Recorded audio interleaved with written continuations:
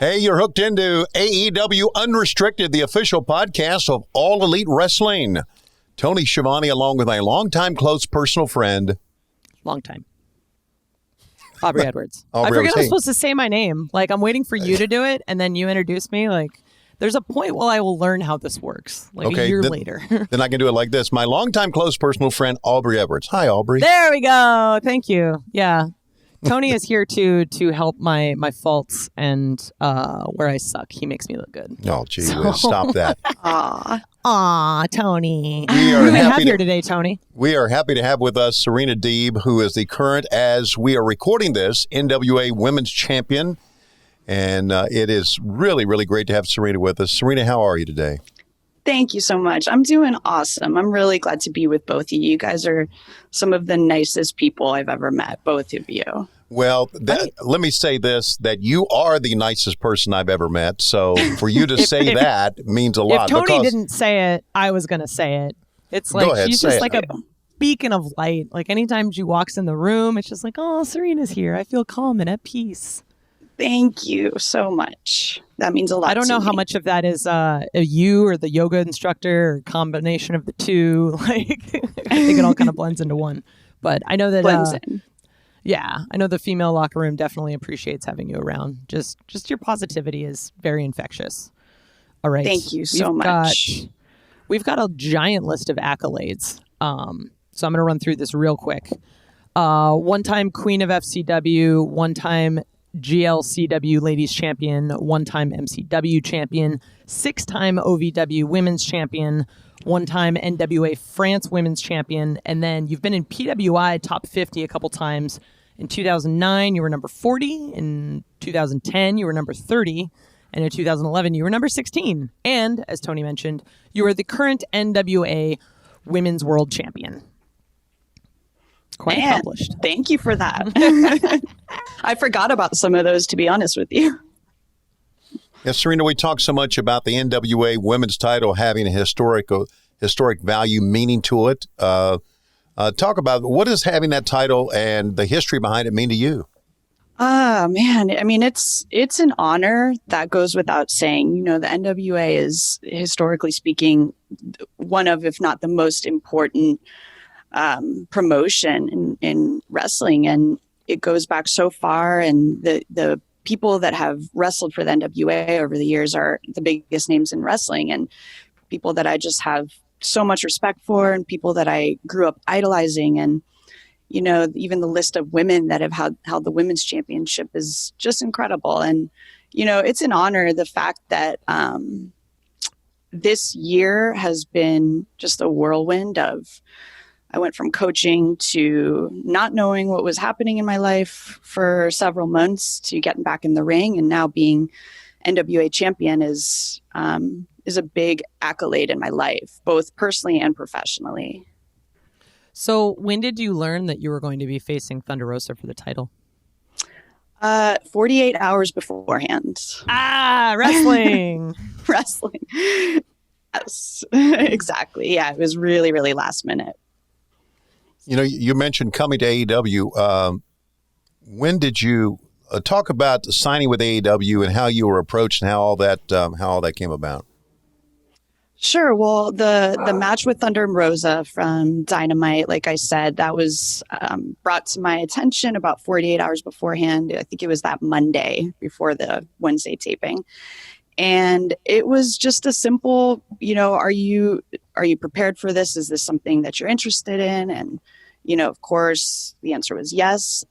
So came in, did the match, and didn't really have any expectations. I just, you know, wanted to have an awesome match, you know, make her look incredible heading into the pay-per-view against Sheeta. And it went really, really well. Very positive feedback from, you know, management, from fans, all of the above. Everybody. And yeah, you know, it was really cool to see the response to that, especially after, you know, not having wrestled for so long. And just from there, it was like, okay, you know, I was asked to come back to the next set of tapings, and at the next set of tapings is when I was officially offered something. And it was, you know, less than a week later, we, you know, made it final, and I knew from that first taping that I wanted to be a part of it. I just had such a positive experience, and just the way it all turned out was I couldn't have asked for a better story. So you had mentioned I'm going to take this one, Tony. Shut up. Okay, go ahead. You had mentioned that you hadn't really wrestled a bit prior to showing up to Dynamite. I think the last time you had wrestled prior to that was the inaugural Mae Young Classic. Yes. Damn. So that was 2017, just to kind of put numbers to it. But were you worried about returning to the ring after being gone for that long? I was definitely nervous. I mean, the last time I was regularly wrestling was 2015. And then I was out for 2 years, came back and did those 2 matches for the Mae Young Classic. So it wasn't much. So it was almost 5 years that, since I had regularly wrestled. So I was really nervous. I was worried about, keeping up. Wrestling has changed and evolved a lot in that time. And, I put a lot of pressure on myself for that match. Yeah, understandably so. I wanted to ask you about this. We mentioned that, and we mentioned that you have been a yoga instructor, a yoga teacher. Talk about that. And Serena, talk about what got you interested in doing that. Sure. Well, I started practicing yoga I think it was around 2011. And it was something I always wanted to try, but just wasn't pulling the trigger. And then there was a hot yoga studio in town running a special, and I decided to go. And then what happened was I ended up going back for 30 consecutive days and doing my first 30-day challenge. And it was intense. In hot yoga, the room is heated to 105 degrees. So, you are drenched. I mean, it's like you just walked out of a pool when you finish class. But the way my body felt at the end of that 30 days was just like, it felt like I had a new body. And at that time, my, physically was hurting a lot from wrestling.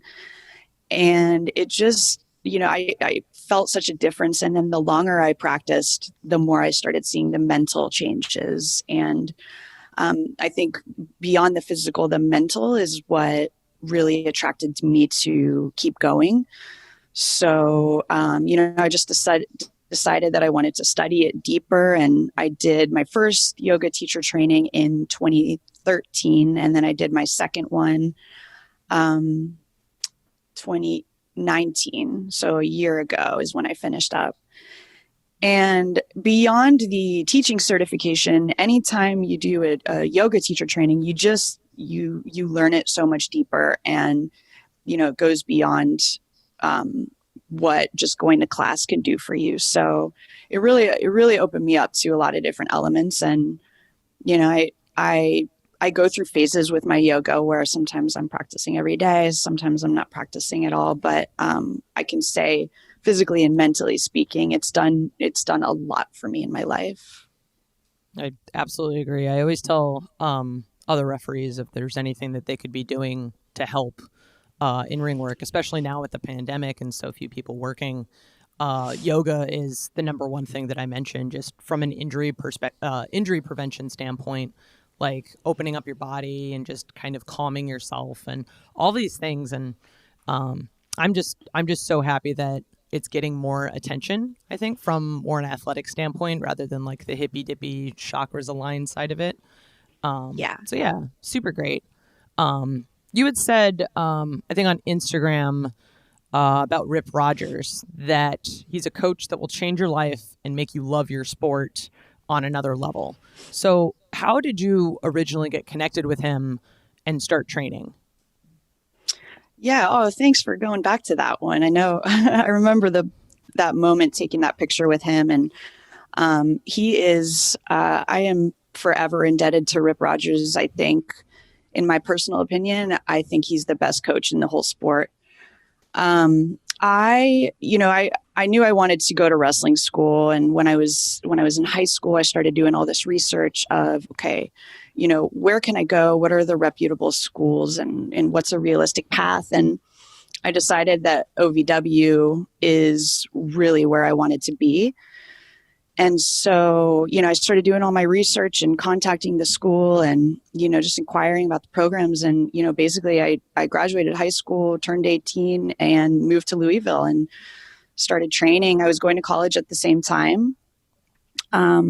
So I was coupling that, my education with going to OVW, 7 days a week, pretty much from training to shows to TV and all that. And Rip was the coach of the intermediate class there. So there were like 3 levels. And I remember being when I was in the beginner class and I knew that I was probably close to graduating to his class. I was so scared.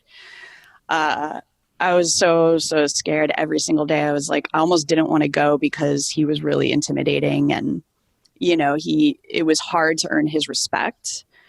And especially as a woman. So I started in his class and I kind of became like his prize student, just the person that like he would show me off when certain people would come to class and, like this is a female that can do it. And, he was really proud of me over time. And we just grew such a strong relationship to the point where I still talk to him all the time. We text a lot. I check in on him and I always make sure to tell him how grateful I am. Even though he's he is funny with receiving those types of emotions and those type of sentiments. He'll usually, send like a joke right back. But I always make sure to tell him because, those people that come along in your life, they need to know you need to express your gratitude to them often. Yeah, I agree with all of that. You do need to express your gratitude to people who were important in your life and helped you along the way. You said you checked about getting into wrestling and you decided that OVW was the place to be. What initially got you interested in pro wrestling, Serena? I grew up a huge tomboy. So, I had all guy friends. Yeah. Right. I think that's why we clicked so well. Yeah, I know how that is. Yeah, probably. Right. Yeah, I didn't want to hang out with the girls. I always hung out with the boys. I was a huge athlete.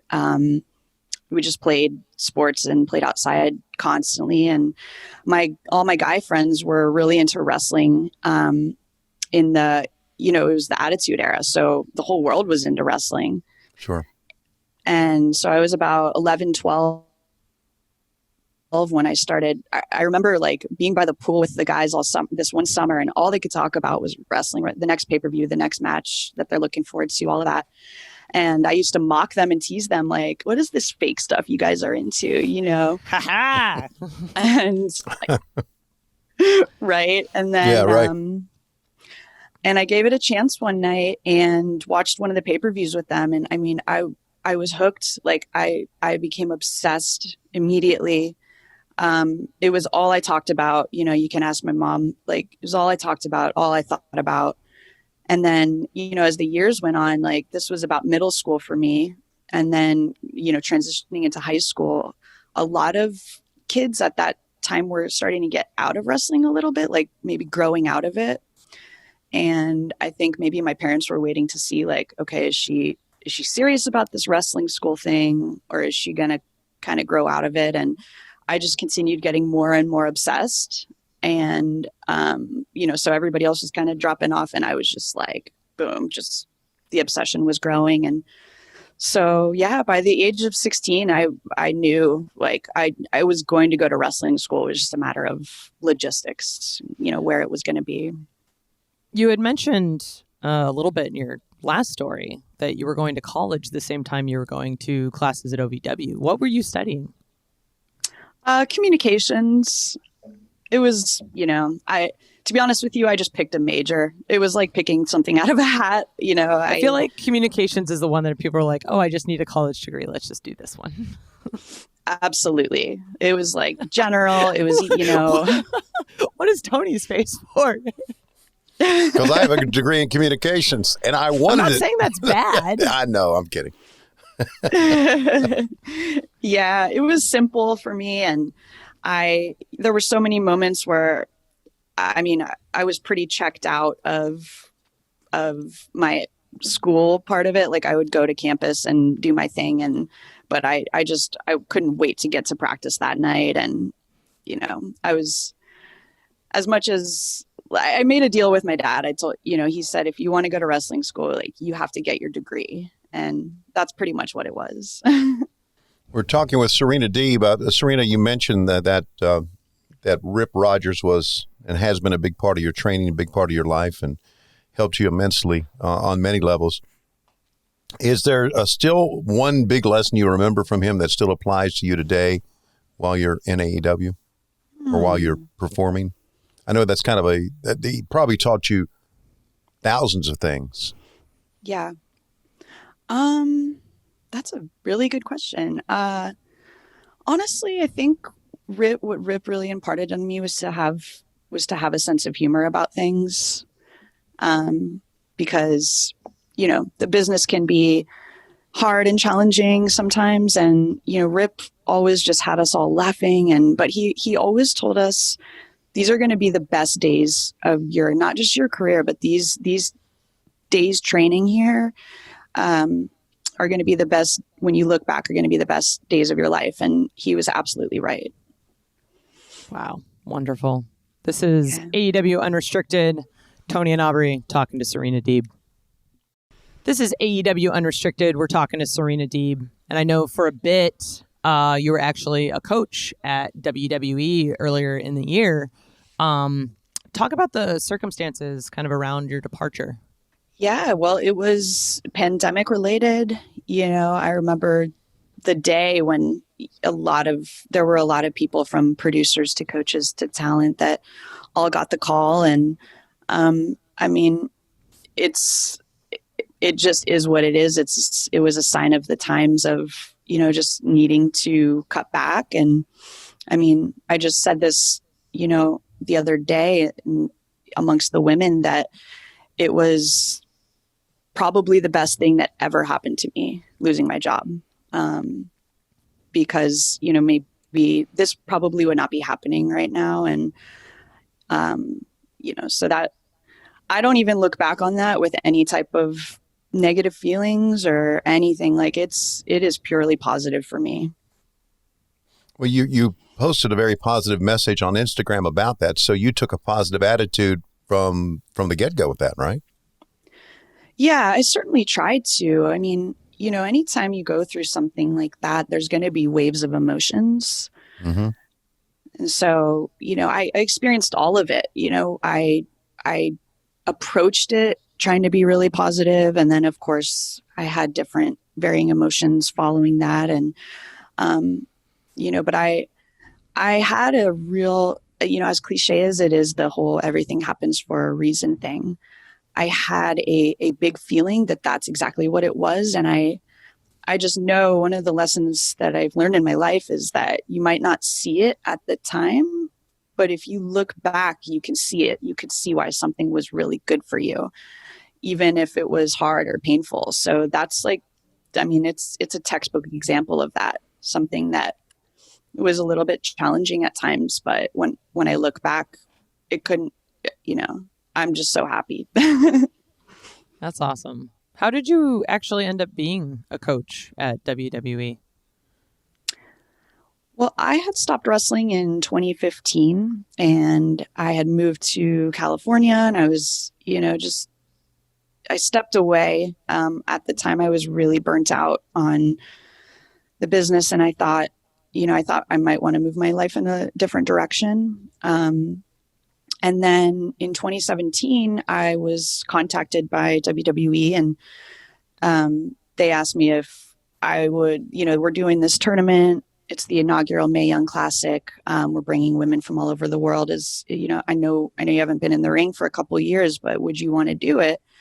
But bringing me in to wrestle for the tournament, they made me aware that they were thinking about me as a coach even before the tournament. And I think just wanted to bring me in, check and see if it was a good fit, if I vibed at the PC and in that climate. And so I came in to wrestle those couple matches knowing that it was realistically a coaching tryout. and, you know, it went really well. And I came back a couple more times just for a week here, a week there, and it seemed to be a really good fit. So, yeah. Yeah. How is it being a coach at the Performance Center? Describe that experience. Yeah. I mean, you know, I absolutely love coaching. I feel like I was really lucky to have some of the best training at OVW and even FCW a little bit later down the road. And so it was really cool to be a coach and kind of repeat the same, you know, just teach the same lessons that were taught to me.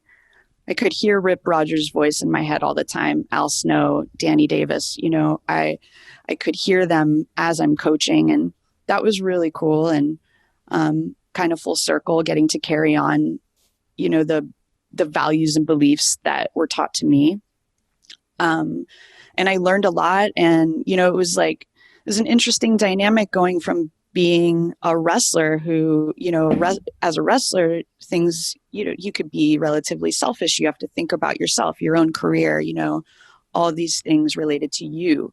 And then when I was coaching, it was like I was back there. I was responsible for now all these women. And from a physical standpoint, keeping them safe in the ring, from a mental and emotional standpoint, keeping them sane, keeping them positive, keeping them encouraged in a climate where that, you know, is hard to do.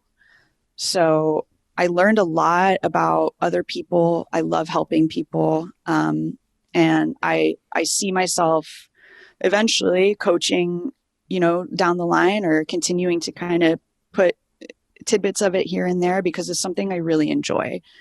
And I'd like to do, you know, potentially do more seminars and things like that, because coaching really resonates with me. I like that you mention the mental and emotional side of coaching and teaching. I think that's really valuable, because a lot of people just see teaching as or coaching as I'm going to tell you how to do something and you're going to do it. But it's more than just that. It's the coaches that we remember are the ones that have kind of affected who we are as people and have made a massive, you talk about that with Rip Rogers, and I think that's just absolutely incredible, in a way to really promote what we need out of coaches in this industry. And I think understanding the mental and emotional factors of it as well, more than just the physical, I think that's really awesome. So while you were at WWE, I think it was July 2019, you actually got to go to China with them for a good 10-day tour. And I know you've done some time in Japan as well. We'll probably end up talking about that. But what was China like? And do you have any particular memories from that trip? I fell in love with China. We went over there for a 4-day tryout, and then I actually asked my boss if I could stay and cash in some vacation days afterwards, after we finished up. So I was over there for 10 days, the latter 4 or 5 days of which I was just over there adventuring by myself. I booked a hotel room and in the middle of Shanghai, and I just explored the city, and it was amazing. It was such a cool city. Shanghai is somewhere I really recommend people go, because it's there's all these different neighborhoods where it's huge high rises, really industrial city. And then right around the corner, there's a little temple and there's somebody praying. And it's just it's so polarizing. There's so many different elements going on. And the food was amazing. I had such an amazing time. I would love to go back. And I think next time I'd like to check out the Great Wall in Beijing.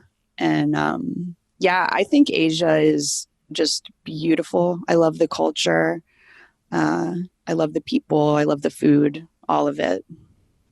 Serena, talk about being in Japan and your experiences there, and how you like being in Japan. Japan's my favorite country in the world. I really look forward to this pandemic clearing, lifting, what have you, so I can go back there.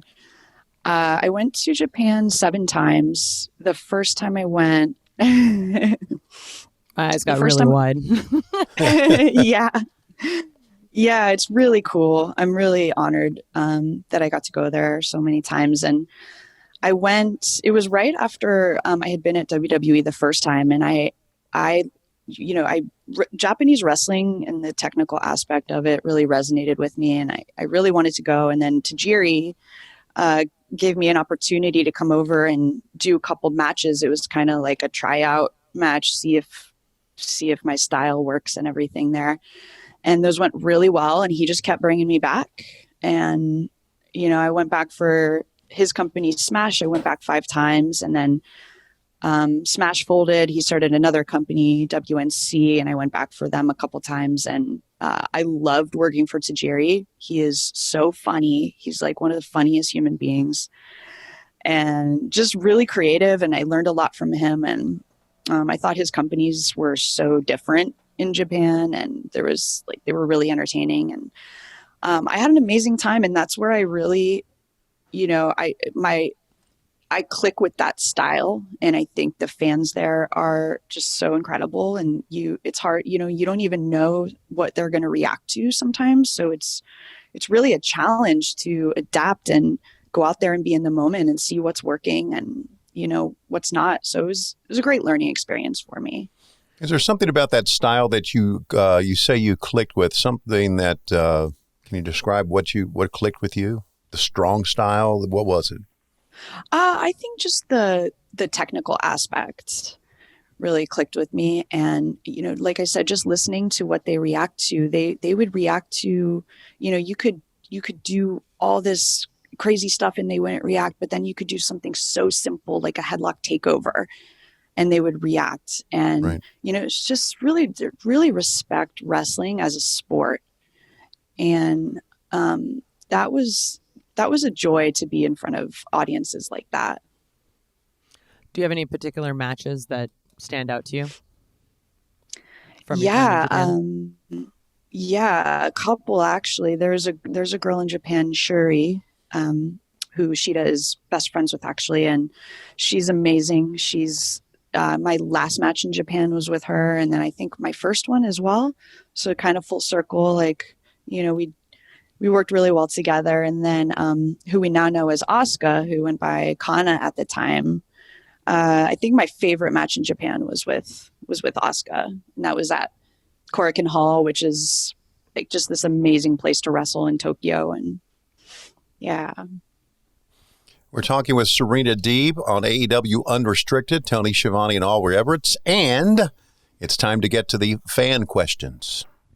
This is AEW Unrestricted. Aubrey and Tony talking to Serena Deeb. We're at my favorite part of the podcasts, where we try to pronounce people's names on Twitter and ask fan questions that we've facilitated.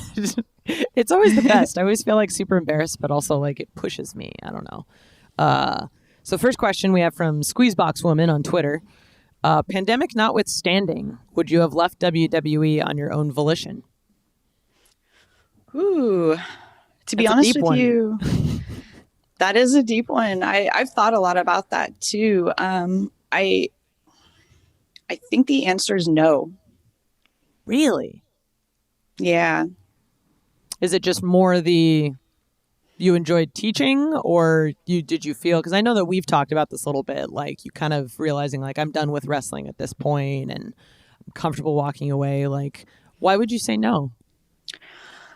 I think I was embracing that chapter, thinking, it seemed like I was following the path of what seemed right in my life, and, when I was offered the coaching job, it felt really right.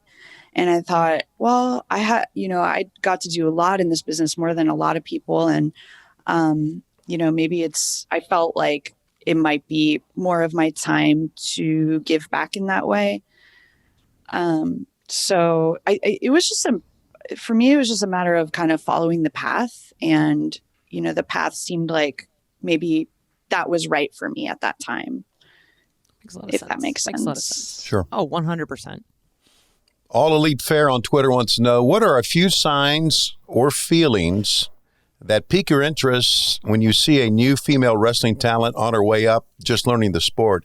For example, how she carries herself, how she introduces herself in the ring. What are some of the things you look for? I missed the last part. You said, for example. Yeah, for example, how she carries herself, how she introduces herself in the ring. What are some of the signs that you look for when you see? I guess this goes back to being a coach, that you look for and seeing a new talent on making her way up. Sure. I think, for me, a big thing is attention to detail.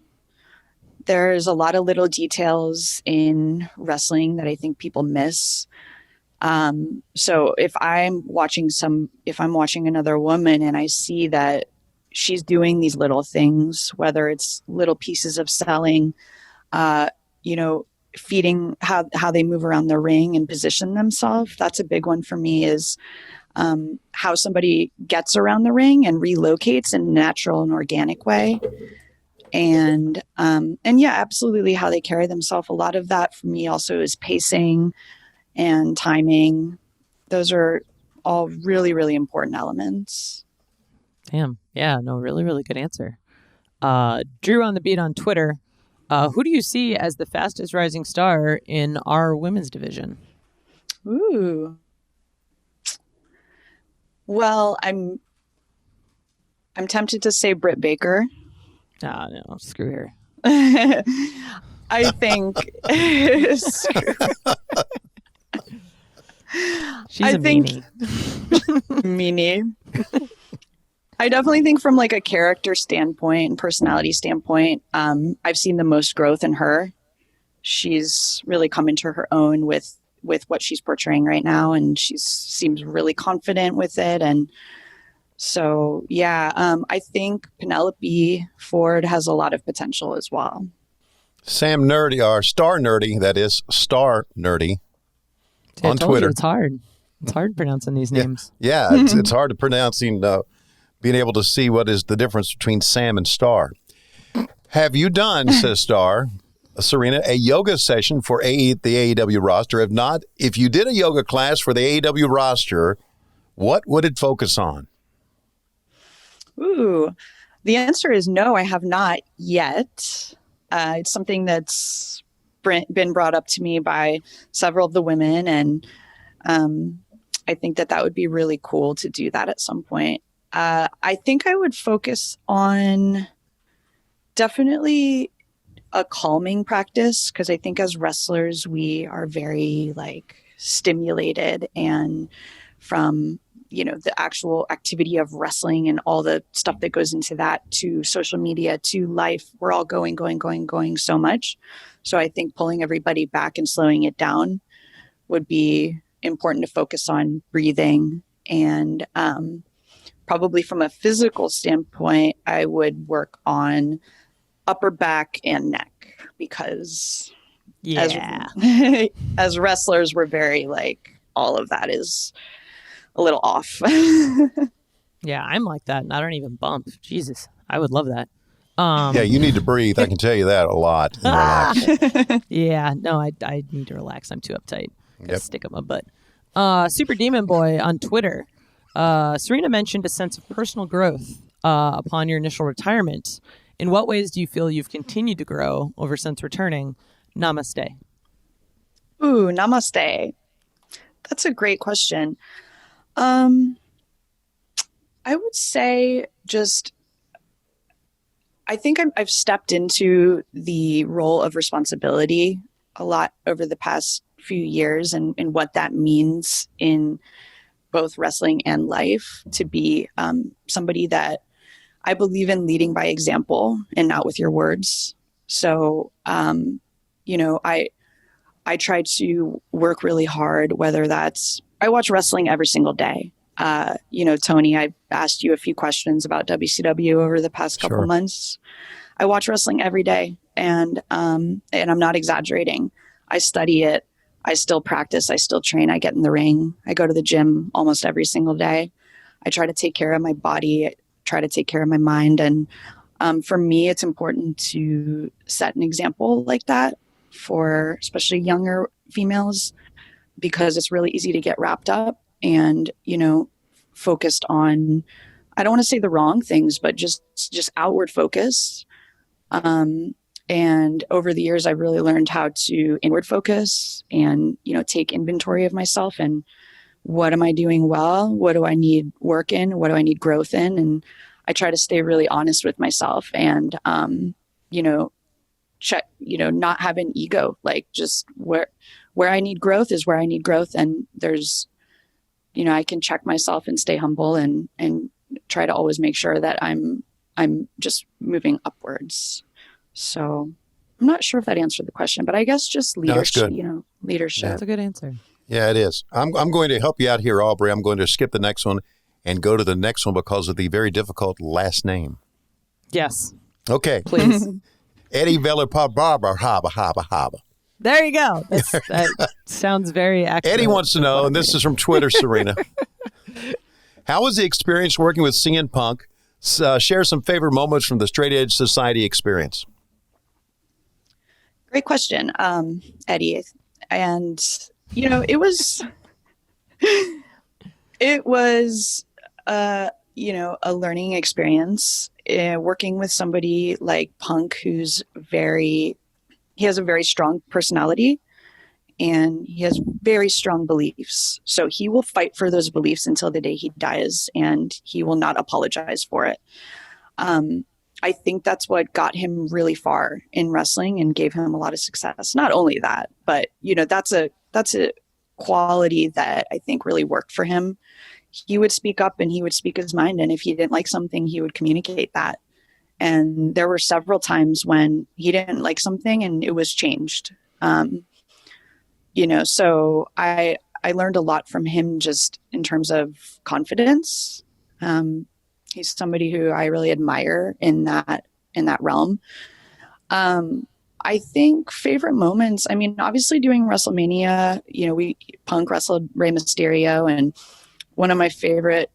probably my favorite moment the entire time managing was in that match when Punk was on the ropes ready to take the 619 and Rey hit the ropes and I hopped up on the apron and there were 72,000 people there. I was in Phoenix and the boos, I literally across my back, I felt these boos, just standing on there on the apron, this little 5'4" girl in this huge stadium. And the people were so mad in that moment. And it was just an awesome feeling.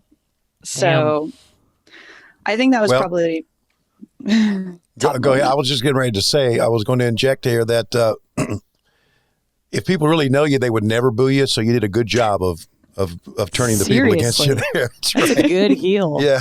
That's a sign of a great heel, a person who's a very, very good, lovable person, and she gets booed or he gets booed. So good job on that. Yeah. Thank you so much, Tony.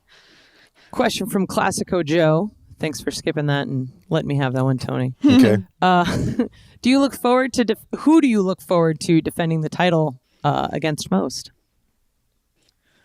Ooh, well, I can't wait to get in the ring with Shida. That's a match I really look forward to. Like I mentioned, Penelope's somebody that I definitely have my eye on. I think she's somebody that could be really incredible. And Britt Baker is a definite on that list. Like I said, Britt, I admire how much she's worked on who she is and how much she's grown and evolved over the past year. And I think that would be a cool dynamic. Britt's a definite. And then in terms of, everybody that's stuck overseas, Riho, all the Japanese girls, I look forward to those matches as well, very much. Okay, this is from Joey Romero. This is kind of a follow-up from Eddie's question. Were you paid extra money to shave your head when you were at the Straight Edge Society? I was given a bonus. The answer is yes. There you go. Okay. There we go. That's all we needed to know. That's I actually had no idea that was you in the Straight Edge Society. I was reading through the notes and I'm like, what the fuck? And I Googled it. I'm like, oh my God, you look so great with a shaved head. I had no idea. I get that a lot on social media. I'm often tagged in people having that realization that it's the same person and just, there's a lot of surprise. Yeah, no, it's incredible. Purge192 on Twitter would love to hear your thoughts on intergender wrestling. Intergender wrestling is really interesting to me. I never really did it. I never really got into that too much, but I know there were some real successful teams in that mix over the years. And I think it has the potential to be really amazing for storytelling. And you can, just the male-female dynamic in wrestling is really interesting. And there's a lot to play on. So I think it's really cool. I just, I don't have a lot of personal experience in that. I've done mixed tags here and there over the years, but that's about it. Nick Fox wants to know, this is a pretty deep question here, Serena, so think about this. If you could go back in time, what's the one piece of advice Serena would tell her younger self when she first got into pro wrestling? Be patient and listen. Those are good ones. That's a good answer. Yeah. Just simple but direct and absolutely correct. Kid Icarus on Twitter. Who's on your personal Mount Rushmore of wrestling? Bret Hart, Mr. Perfect, Shawn Michaels, Eddie Guerrero. Damn, that's a good list. That's a hell of a list. Yeah. Yeah, great answer. There's some honorable mentions too. I got it. Dean Malenko is on there as well. The next question comes from Mr. Tony Schiavone on Twitter. If you could stretch Dean Malenko for me, would you? Absolutely. Anything for you, Tony. Thank you very much. Sorry. Now, this is Thomas McCauley on Twitter who said, Serena, you made a significant change in your physical appearance. Reasons why, how you feel now, how did you get any flack from the fans? Yeah, I think I'm thinking about what he means. I didn't get any flack. I feel amazing now. It was, one of the best decisions I ever made. And, it was for me, the decision, I remember, when I decided back in the day to get plastic surgery, it was purely professional based. I didn't have any interest in doing it on a personal level, but right. the business was what it was at the time. And, I was straight up told that, it probably wouldn't have a chance if I were to not do it. And, the proof is in the pudding. I got surgery and then within 6 months was hired by WWE. So, just was what it was, but I didn't like it. I didn't like the image of it for me personally. It just it wasn't a fit. So yeah, for me, it was a professional decision to do it. It was a very personal decision to reverse it. Damn. Yeah. It's interesting to hear stories like that, because I don't think you're the only one who's mentioned that sort of thing, but to hear how much the industry has changed now, that you don't necessarily need to make yourself look a certain way in order to be successful. You can be successful as you, especially at a place like AEW. We want people who look different. So yeah. I don't know. I think it's a really good decision. It's very powerful. Yeah, I agree. So Kobe of the Dark Order, which women from the indie scene would you like to see in AEW? Ooh, if I'm being honest, I'm a little bit out of touch with the indie scene right now. I haven't done much outside of NWA since the pandemic. So I think I need to educate myself a little bit more, and hopefully when things start running again, I would love to go out and, see who might be a good fit, whether it's going and working with different women, going to different shows. But yeah, I don't have much awareness on that at the moment.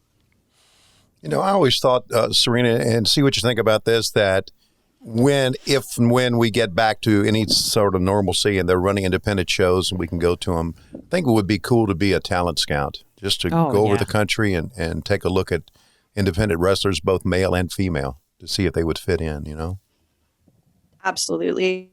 I've always actually, fantasized about the idea of being a coach player where I can go wrestle and I can, because with wrestling, you have to experience feeling somebody in the ring, like in order to like you can watch people all day, but when you move around with somebody, I think that's how you really know. And I would love to take on that role sometime of being a coach player and going around and experiencing different people. I just want to say that this interview has kind of made me consider skipping yoga today because I feel very centered and at peace. And I mean, we kind of, I don't know how Tony feels, but we kind of touched on a little bit, like you're just such a calming presence. And I wanted to thank you for being here today. This was really great. Thank you guys so much. I've been looking forward to this. And like I said, I think the world of you both. Really, thank you for your time. Thank you. Yeah, thank the best. You can follow Serena on Twitter and Instagram at Serena Deeb, and subscribe to our podcast for free. Yeah, thank you very much. Wherever you get your podcast, you can also check out the video of this podcast on YouTube. Just search AEW Unrestricted. And of course, tune into Dynamite every Wednesday, 8 o'clock, 7 Central on TNT. I'm Aubrey Edwards. And I'm Tony Schiavone. When you see Serena Deeb on TV, you'll know, gosh, that's one of the nicest people in the world. The nicest. Yes.